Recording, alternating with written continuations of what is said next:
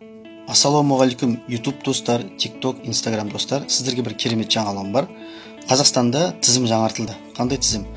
2024 жылдан бастап қазақстандықтарға бір жаққа сапарлайтын болса, бір жылға визасыз баруға болатын елдер, олар Грузия.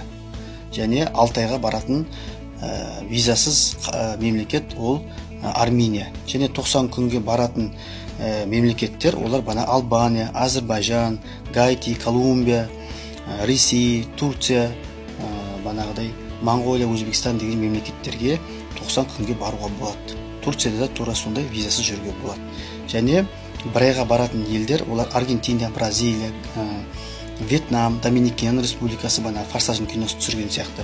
Және Катар, Қытайларға баруға болады.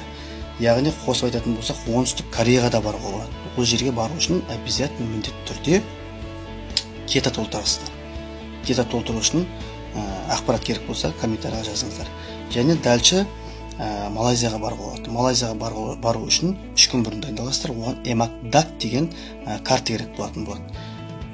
Және қызықты жерлері достар, 14 күнге қазақстандықтарға 4 мемлекетке визасыз баруға болатын жерлер. Олар біріншіден өздеріңіз білетіндей хит болып атқан пляжы керемет соска жер, ол әлбетте Таиланд.